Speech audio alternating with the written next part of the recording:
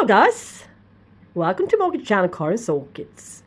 Today is just not any day, it is Orchid Society meeting day, Saturday. We always keep our meetings on Saturdays, once a month. But why is this shelf so very strangely emptied? I always keep my orchids very closely arranged. Well, time to rinse. Time to select which ones to keep and which ones to go. So if I know myself right, I'm gonna bring a couple, at least one or a few, with me back home again from the auction. So I need to get rid of a couple, yeah? So it's a perfect opportunity to sell a few. And the ones I picked out, I'm gonna show you guys here. So, forwarding plants are going, and thirding plants are coming in. So, we'll land at -1 plant. Well, these plants are going.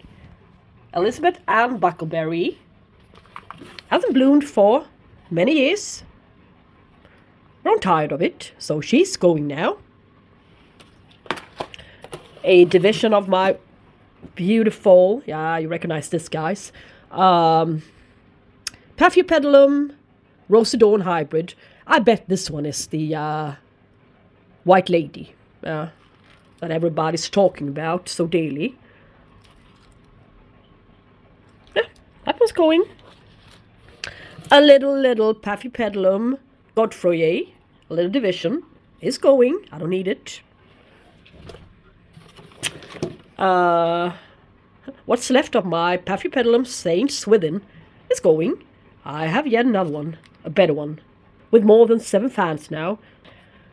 2 backbulb divisions, and my old Paphiopedilum Rothschildianum I certainly do not need anymore.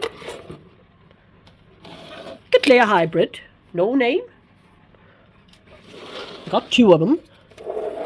I divided it some time ago. But they're in active growth, good growth stage. So somebody will be happy. LC or Glaze Grand will never bloom. So now you're going, guy. And Mystic Isles Chameleo hasn't bloomed for 4.5 years, so I do not want to wait anymore. But a good new growth there, and a couple of new roots, so somebody will be happy. And my BLC Golden Cell, new growth, that's great. But she's going anyways, I think. No second thoughts, I made up my mind. And division, the little division from my RLC Golf Green Hair Pig. Yeah, looking great. Good new growth, plump pseudobulbs are going. I don't need 2 of them. And my Cattleya type, Fred Clarkiara, After Dark Black Pearl, hasn't bloomed for 6 years. I'm grown tired of it, so now you're going to somebody else who might get you into bloom. I certainly do not know how to manage that guy. And the free plant from Lucca, Cattleya Fabia, Diana Aurea times Labiata. I have a second one, another one from Orchid Garden, which is growing a whole lot better than this one. This one is not a bad plant, but that one is also going. I don't need 2 of one type. So, that's the ones going, so you know. In case you're wondering where they are, if I'm going to make a whole update or such in the future, it's not due to the fact that they died or such, so.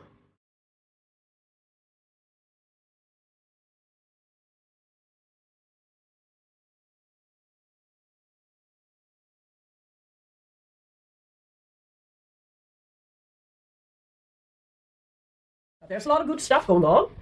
I can see buds in many places in this apartment. Look at this beautiful Dendrobium phalaenopsis. Its trade name is Blue Happiness. In this cabinet, we have yet another Dendrobium orchid. The Dendrobium rhodostictum. This one has been out for ages. Or what I mean by ages, well, 4 months. 3 or 4 months. Yeah. And we can see buds on the Dendrobium sullivansiense, also referred to as the glomeradum. Yes. So that's great. So a bit of this and a bit of that going on. And a Paphiopedilum coccineum in bud for the very first time. My care. You have more, yeah, we do have a lot of stuff going on. And the Paphiopedilum charlesworthii, a species, now coming out with 2 sheath. And there is stuff down there. There's a little bump down to the base there, so there's something inside it. That's nice. And one more thing before we proceed. Are these flower spikes to the latest pseudobulbs on my Ice Cascade? Could they be? They're very, very pointy, but I see a good number of them. So it would surprise me if she's starting to grow, but she's been sitting in warmer temperatures now, so I'm not entirely sure, but new growth is, well, it's better than nothing, isn't it? But I do hope there will be spikes, pendant, beautiful spikes, opening up in January, February. But I got her in bloom in May, so could be, yeah. Could be she's a month early or so this year, this season, or next season. Let's hope for it, yeah? I'll give you an update. Well, you guys, you saw the very crowded auction table filled with orchids people donated to the auction. This is not an orchid. Hey, you're right. It's a Filodendron. Something I won at the lottery. Later on, we always have and keep a lottery. So, Filodendron squamiferium. Yeah. Well, from class Orchidine originally. So, I actually won this. I might not have bought it under normal circumstances, but it's a kind of crawling, climbing. So I bet this guy will be all over the place. So it's a green houseplant, yeah, a tropical houseplant, Filodendron. I actually sold at the class Orchidine, so as they usually do, they sell Hoyas and Filodendron and stuff. Some kind of supplement to the orchids, in a way. So, I thought this one looked cute, very nice leaves, so why not? Something else I won at the lottery. Tillandsia usnuides, Spanish moss. According to the seller, or the donator, it grows like weed. And I have it in the cabinet. You can tell. No, maybe you cannot. Here. This one's still alive. Needs a bit of water. It's been there for ages. So, still a bit of green there. But, well, been quite lazy lately with watering and spraying. So maybe it's about time to switch. But over 1 year, so that's not bad. To keep the moisture around the plant a little bit better. Yes. This plant is an Oncidium popcorn haruri. Most difficult plant, or shall we say one of the most difficult orchids I've ever had in my collection. Ever. Finally surviving. It's an achievement of its own. So, well, I can hang a little bit of Spanish moss onto perhaps this orchid. This Brassavola cocciolata looks quite dry. So, why not? Add a little bit of moss. Perhaps a little bit of Spanish moss to the Phalaenopsis lycockii as well. Growing stage. Could use a little bit more moisture. I lowered the moisture level in this cabinet a bit, and after that I I really do think that my plants are doing better. A whole lot better. No more rotting. So that's very, very great. Anyways, so a lot of Tillandsia usinoides or whatever. Very nice Spanish moss. To simplify it, just grab a handful. That's one prize. The lottery. One guy gave us a whole bag full of this stuff. So yeah, to share. Anyways, what else did I get? This one I do not know much about, but I actually bid on it at the not the lottery, but at the auction. It's a Hoya, McGillivray. Hoya McGillivray. Yeah. Seems like a very, very difficult Hoya to get into bloom, according to Google. Yeah, Google knows it all. But well, maybe. With a change of conditions, maybe. Anyways, look like a very, very stunning, especially its flowers. And slightly differently shaped leaves. On a beautiful, beautiful little bow. Yes. So and its flowers. Very, very large flowers for being a Hoya. So I just thought I'd grab this one.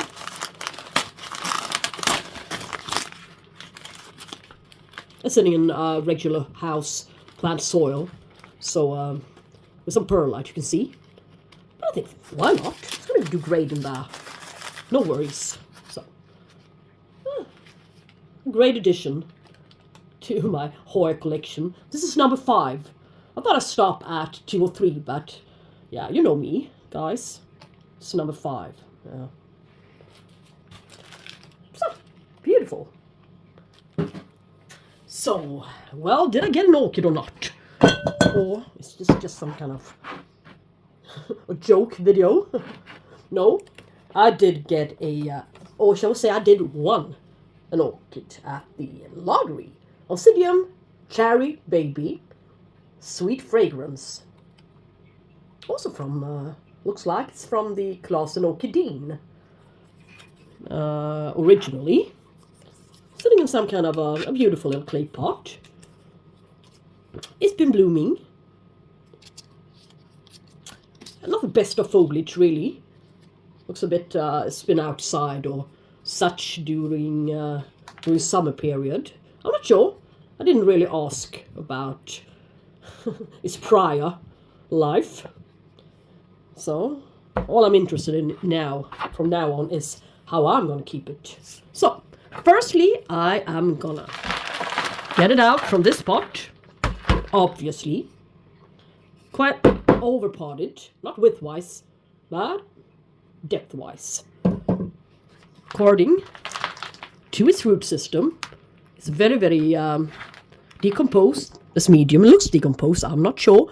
But most part of its root system is left behind. Yes.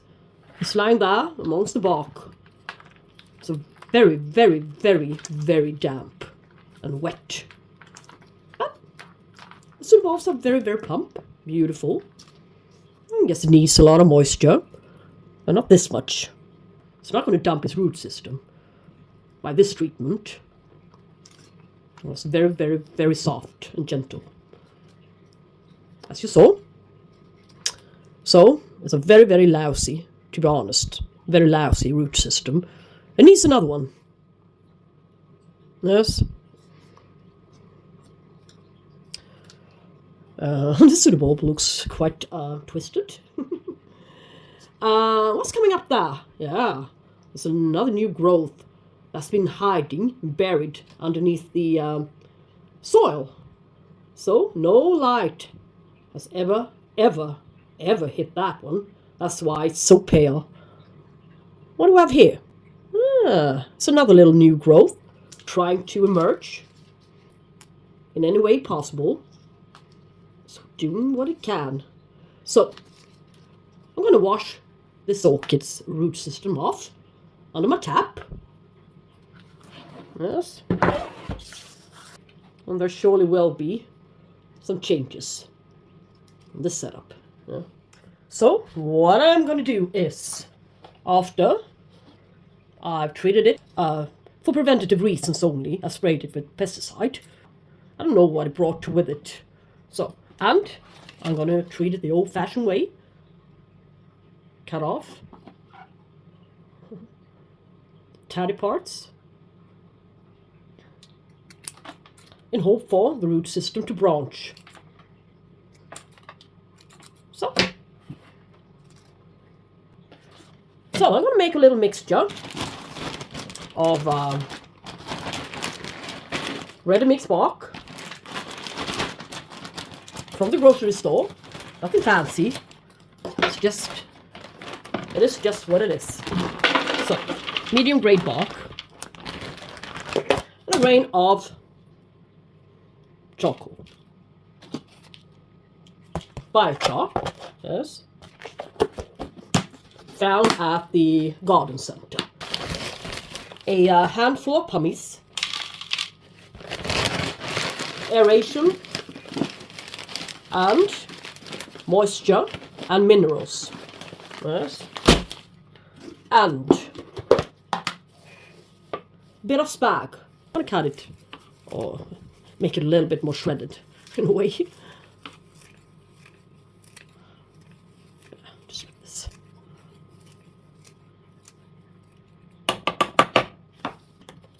And there's something missing. In my mixtures, there's always going to be a little bit of perlite. For a similar purpose as the pumice, really. Keeps moisture, provides a bit of airiness, aeration to the medium. We do not want to suffocate anything when we repot. This is my all-time favorite mix. You can use it for virtually every type of orchid. Yeah. I've learned about this mix from the botanical gardens in Gothenburg City. Yeah, that's where we hold our meetings. Yeah.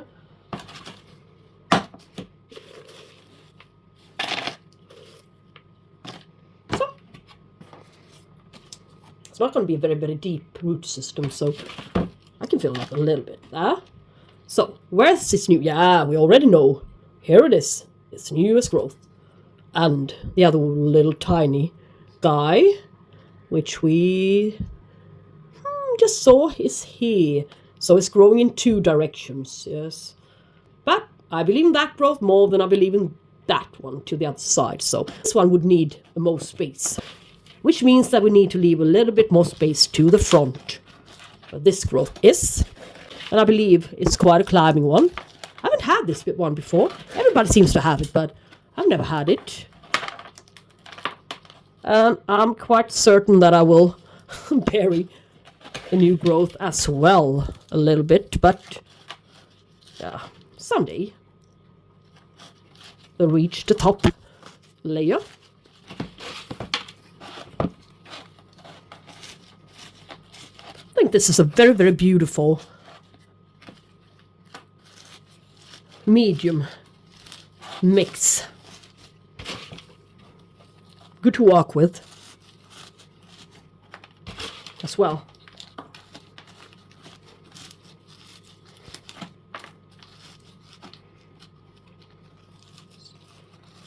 Let's see how this little thingy will ever see the light.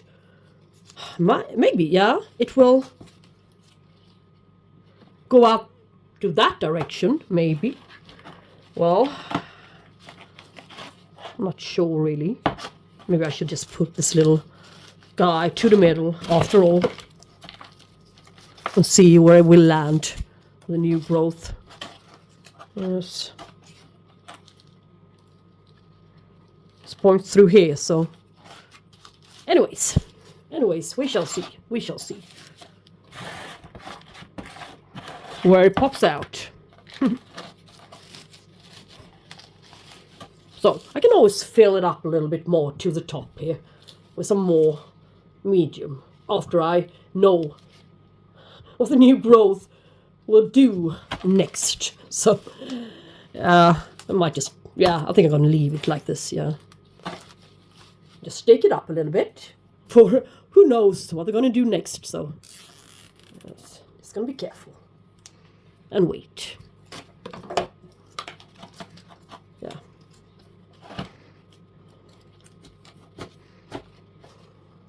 And into this beautiful little new acquisition, this little beautiful pot, you go. I wonder where the tag went.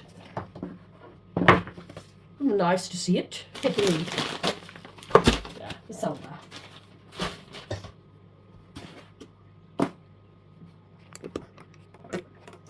Oncidium, Sharry baby. Sweet fragrance. Now repotted. Waiting. This new growth to appear somewhere. And pierce through any direction. Who knows? Yeah. So, I wanted to get that one, but I wanted to get it from a proper nursery, so I would get the correct trade name for it. Not just grab one at the local garden center. It says Oncidium or Cambria, Orchid mix or such. So at least now I know that this one is the sweet fragrance type. That's great. So now we're going to close this video. And I hope you liked it and that you're going to return to watch my next one. Yeah? Take care and we should talk soon. And please do subscribe. Yeah. Bye-bye.